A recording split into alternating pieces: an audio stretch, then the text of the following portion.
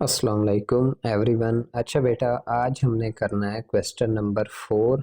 तो इसको देखते हैं। क्वेश्चन नंबर 3 क्या रेलिवेंट है। पहले क्वेश्चन नंबर 3 हमने किया था, आपको याद हो, तो उसी के उलट काम करना है। हमने दो आर्डर बेटा पढ़े हुए हैं, दोबारा रिपीट करा रहा हूँ। एक हमने पढ़ा था बेटा असेंडिंग आर्डर, और एक अगले क्वेश्चन में जो हमने करना है वो है डिसेंडिंग आर्डर। दोनों की अगेन एग्जांपल दे देता हूँ। असेंडिंग आर्डर बेटा ये होता है कि सबसे पहले आपने सबसे छोटा नंबर लिखना होता है, फिर जो उससे बड़ा होता है वो लिखना होता है, फिर जो सबसे बड़ा होता है वो एंड पे आता है। जैसे मैं एक एग्जांपल देता हूँ अगेन असेंडिंग आर्डर की। तीन आपके पास नंबर हैं, एक है 5, एक है 4, एक है 3। तो जब मैं असेंडिंग आर्डर में लिखूंगा, क्या कहा है, असेंडिंग आर्डर में जो सबसे छोटा होगा वो सबसे पहले आएगा। तो आपके पास 3 हमारे पास जो हमारे पास सबसे बड़ा होगा वो सबसे पहले आएगा। फिर हमारे पास उसका डिक्रीजिंग आर्डर, उस वे से हम इसको तरतीब देंगे। तो एक हमारे पास है असेंडिंग आर्डर, फिर हमारे पास है डिसेंडिंग मतलब डिक्रीजिंग आर्डर। तो इसमें हमारे पास जो सबसे छोटा होगा वो सबसे पहले लिखेंगे असेंडिंग आर्डर में। देखिएगा आप, 5 4 3, तो सबसे पहले किसको लिखेंगे, 3 को, 5 को हमारे पास सबसे बड़ा, फिर हमारे पास किसको लिखेंगे, 4 को, फिर हमारे पास 3 को। तो ये बन जाएगा असेंडिंग आर्डर। इसको क्या हम बोलते हैं, असेंडिंग आर्डर। फिर हमारे पास होता है डिसेंडिंग। इन ये दोनों मिक्स हो जाते हैं मोस्टली। तो इसकी ट्रिक ये होती है, आपने सोचना है डिसेंडिंग का मतलब है डिक्रीजिंग। डिक्रीजिंग मतलब कम करते आना है। तो डिसेंडिंग आर्डर में हमारे पास क्या लिखेंगे, सबसे बड़ा सबसे पहले लिखेंगे, फिर हमारे पास क्या आ जाएगा, डिक्रीजिंग, कम करते आएंगे कम करते आएंगे। मतलब 5 सबसे पहले, फिर हमारे पास 4, फिर 3 हमारे पास, मतलब सबसे छोटा आखिर में आएगा तो वो डिसेंडिंग बन जाएगा, डिक्रीजिंग। सबसे बड़ा हमारे पास आखिर में आएगा तो वो क्या बन जाएगा, असेंडिंग बन जाएगा हमारे पास। ये दो चीजें हैं।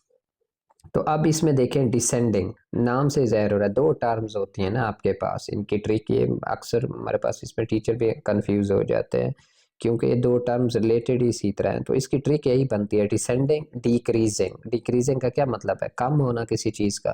तो इसका मतलब सबसे बड़ा हमने पहले लिखना है, फिर क्या करते हैं ना, कम करते आना है कम करते आना है। तो ये आपके पास ट्रिक होती है।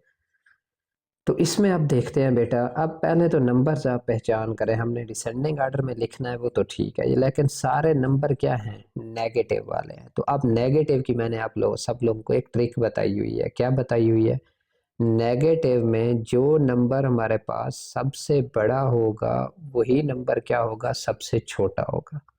और जो नंबर सबसे छोटा होगा वो आपके पास क्या होगा, सबसे बड़ा, जब माइनस लगा हुआ होगा। ये ट्रिक है।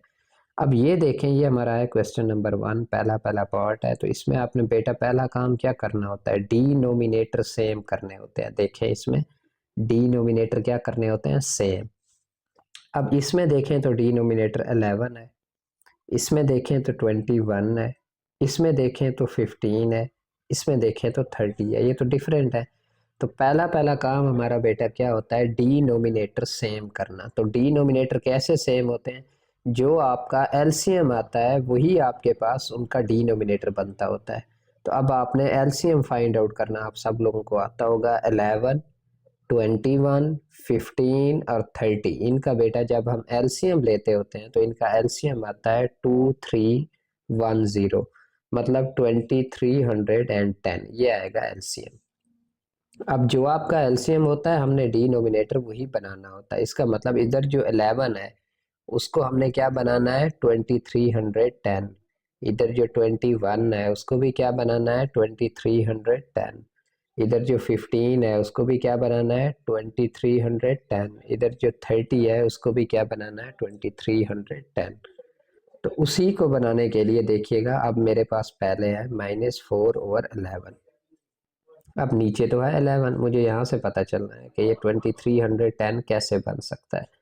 तो 11 को किस से मल्टीप्लाई कराएं कि वो 2310 बन जाए, तो वो है 210।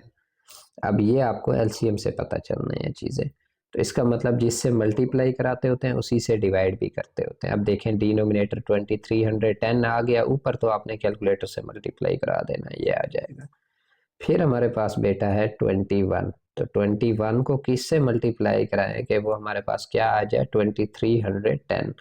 तो वो क्या आ जाएगा 110। तो 110 से मल्टीप्लाई भी कराया है, डिवाइड भी कराया है। तो ऊपर वाले को तो मल्टीप्लाई करा देना है, नीचे मल्टीप्लाई कराएंगे तो वही देखें डिनोमिनेटर सेम हो गया, सेम अगले पार्ट में डिनोमिनेटर सेम हो गया। अब तो ये हमारा काम हो गया आसान। जितनी भी वैल्यूज हैं चार थी, 1 2 3 4, चारों के देखें डिनोमिनेटर सेम हो गए, पहला काम तो हो गया मुकम्मल। अब आपने सोचना है कि डिनोमिनेटर नीचे वाले तो हैं सेम, अब ऊपर वाली वैल्यूज को, इसका मतलब सिर्फ हमने देखना है, सिर्फ ऊपर वाली वैल्यूज को हमने देखना है।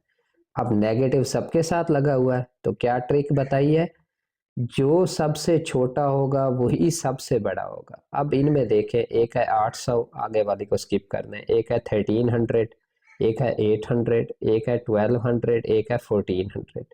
जो सबसे छोटी होगी वही सबसे बड़ी होगी। अब इनमें सबसे छोटा कौन सा है, 800 वाला है ना।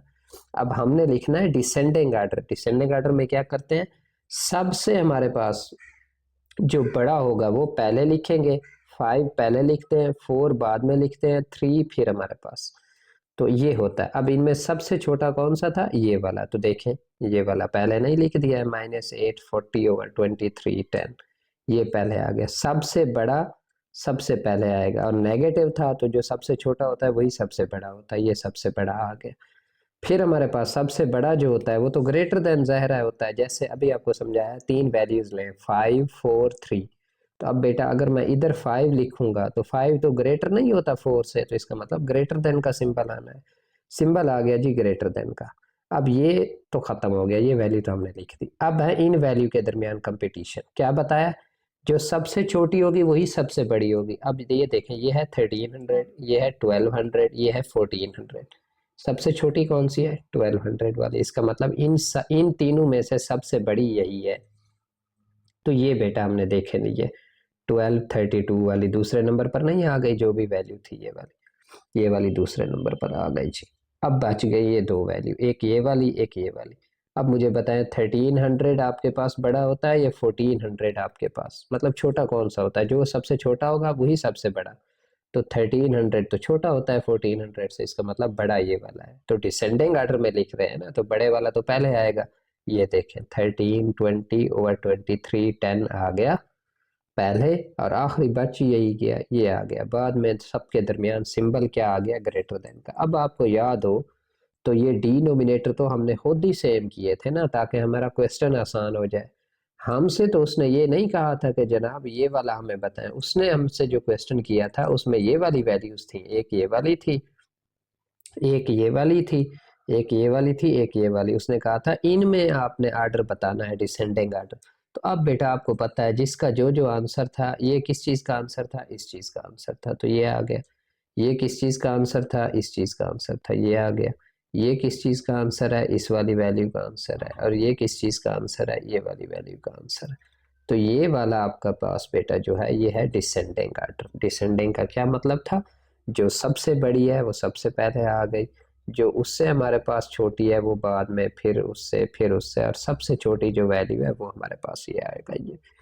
तो ये बेटा थोड़ा सा ट्रिकी है क्योंकि इनमें एलसीएम थोड़ा सा मुश्किल है, इसलिए आज हम कर रहे हैं सिर्फ इसका पार्ट नंबर 1। कल मैं पार्ट नंबर 2 करा दूंगा, होमवर्क भी कुछ नहीं है। आपने जस्ट इसको अच्छे तरीके से समझना है, एलसीएम कैसे आया, मल्टीप्लाई कैसे किया, ये सारी चीज़ें होप सो समझ आ जाएगी इंशाल्लाह। दूसरा पार्ट हम अगले लेक्चर में करेंगे। दोबारा से रिवाइज कर लेना है, डिसेंडिंग का मतलब होता है सबसे बड़ा सबसे पहले लिखना है, फिर उससे छोटे वाला, फिर उससे छोटे वाला। अगर तीन नंबर हो 5 4 3, तो 5 सबसे पहले लिखेंगे, फिर 4 लिखेंगे, फिर 3 लिखेंगे। अब सिंबल कौन सा आएगा, 5 लेस देन 4 होता है क्या, नहीं, 5 तो ग्रेटर देन 4 होता है। इसका मतलब जब डिसेंडिंग आर्डर में लिखेंगे तो सिंबल कौन सा लगाएंगे, ग्रेटर देन वाला। ये टू दी पॉइंट सारा क्वेश्चन था हमारा। जस्ट आपने क्वेश्चन नंबर 4 का पहला पार्ट करना है। मिलते हैं अगले लेक्चर में। ओके जी, थैंक यू।